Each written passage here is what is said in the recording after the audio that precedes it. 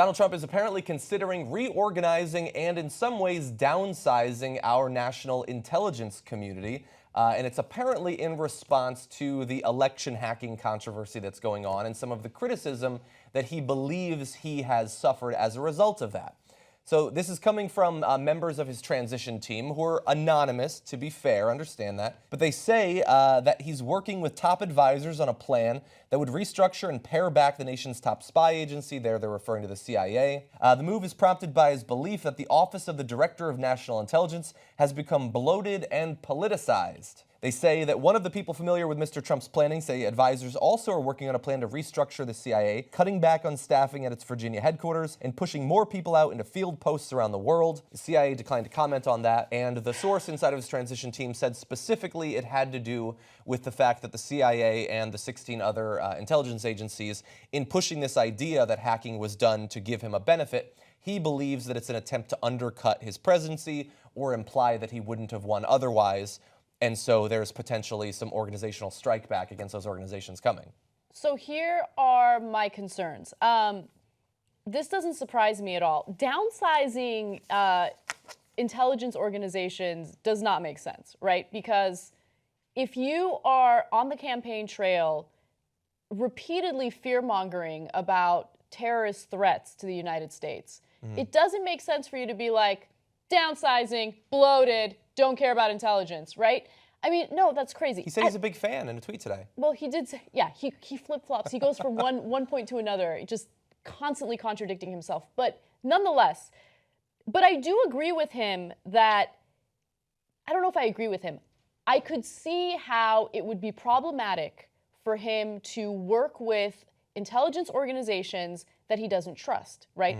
I'm concerned about the future, okay? A lot of people are still stuck on the election. I'm past the election. He's our president. Let's move on, okay? So let's think about what we need to do to protect our country, to protect our elections, and to make sure that our country is in one piece in the future. So in order to do that, you need to ensure that the commander-in-chief trusts the intelligence agencies that he's getting intelligence from. Yeah. And so if he thinks it's politicized and he thinks, oh, they're against me, he's not going to trust their intelligence. And so what if there is a potential threat and he just brushes it off? I'm worried about that kind of stuff, right? So do you think that he doesn't trust them, though, or do you think that he doesn't like them? Both. I mean, because it's one thing to not want the information to be discussed or disclosed. It's another thing to not believe that the information is true. Maybe it's both, maybe it's one or the other. Because if he doesn't have any unique information that would lead him to discount what they say or whatever, and supposedly he's been privy to it, and instead he simply doesn't like the ramifications of it being discussed, regardless of who did the hacking. It could have been some individual in the middle of Paris, whatever. If he thinks that them discussing it hurts him, and so he strikes back against them, I mean, that's not what we do in America. That's not what we do in a democracy. That's what some dictator does when he comes in and he wipes it out and he puts a bunch of his cronies in positions of power, like the intelligence community. You're right, but we keep focusing on decades of precedent. We keep focusing on normal elections and what has happened in the past. This is not a normal election. This was a very unique situation. And so I agree with you. In the past, this wouldn't happen. But obviously, he has shown a lot of disdain for the CIA, for intelligence organizations. And I want him to work with individuals that he actually trusts. That way, if there is a potential threat, he takes it seriously. So I'm concerned about that. At the same time, look, I think he knows. I think he knows that the hacking was likely, and he's worried about it minimizing his win. He's worried about individuals trying to possibly overturn or change the outcome of the election, right? Which, so, as far as I can tell, nobody's trying to do. No one's trying to do that. No one's trying to do that. And so, by the way, people on the left and the right are trying to completely discount the possibility of a foreign country hacking into, our country, the DNC, the RNC, just because they hate Hillary. I get it, you hate Hillary, right? People don't like Hillary. Just let's move on from that. Let's think about the future. That's the argument that I keep making, and people have a hard time seeing that. Yeah, the thing that bothers me is, again, look, we're going to know, supposedly the evidence is going to be presented on Monday. It could be weak sauce or it could be damning. I don't know. I would say regardless of who it was that did the hacking, if it was a state actor, or if it was some company, or if it was an individual, my worry is that some people don't seem to care. Like, it's not just, I don't think it's this one person. It's, I don't care who it was. I'm not interested in finding out. Right. And if that means that that group is still around in 2 or 4 years to hack the next candidate, maybe Bernie Sanders, then I'm willing to just unilaterally disarm. And I will do absolutely nothing to stop that from happening in the future. Yeah. That's scary and weird. That's bizarre to me. That is the exact same worry that I have, regardless of who the candidates are, regardless of who the players are. I just want to ensure that we keep our democratic process, at least what's left of it, intact. Yeah. So this is not about politicizing, the issue. This is about ensuring that our country is safe. Yes. And so if he doesn't trust members of the CIA, I think it's in his right to choose individuals or at least push for individuals that he would trust. Because again, you can't have a situation where the president just doesn't trust the CIA. Yeah. Right? Yeah, and he did actually choose one. Not specifically for the CIA, but it has been released, and it seems like it's actually happened. It's not just he's going to do this. That he has chosen Dan Coats, former senator, to be the director of national intelligence.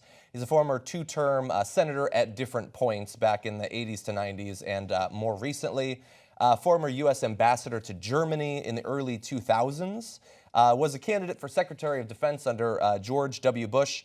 And in terms of his non-governmental work, he, before and between all of those terms in government, has worked as a lobbyist. Well, for a number of large corporations. Now, I will say this, him being considered for Secretary of Defense under George W. Bush should be horrifying to you because we know who he ended up choosing for that position and what his philosophy was for those sorts of roles. But so far in my research about Dan Coats, he doesn't yet seem to be as horrible of a pick for that role as most of the other people in his administration. He seems simply to have been a big-time lobbyist and possibly a neoconservative, which is less than we've gotten in a lot of other cases. In terms of the actual restructuring, the pushing people abroad, for all I know, that might actually be the right thing to do. I would like less CIA spying on Americans and more actual field work. Yeah. In terms of paring back the headquarters, it doesn't sound like a good idea, but I will admit this, and few online commentators will, there's a lot I don't know about the running of the CIA. yeah. No one else commenting on this story really knows either, but I'm going to admit it. Yeah, so that's a great point, and I just want to add to that.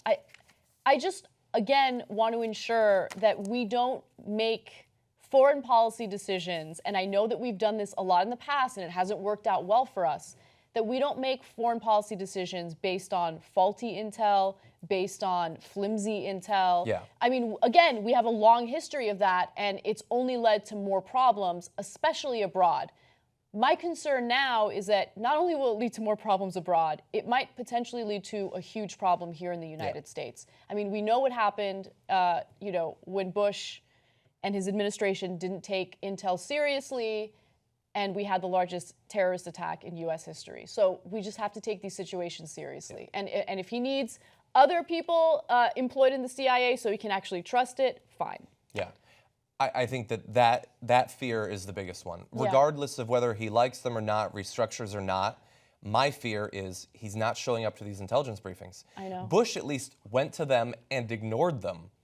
But if the next bin Laden determined to strike paper comes in and he's not even there because he only goes on Tuesdays, sometimes, that's horrifying. I know, and I'm not, you guys know how our show is. I mean, I don't fearmonger about terrorism ever, right? But considering what we've done abroad, obviously there are people who target us, right? There are factions abroad that target us. And so we have to take these situations seriously, and we'll see what happens. I agree.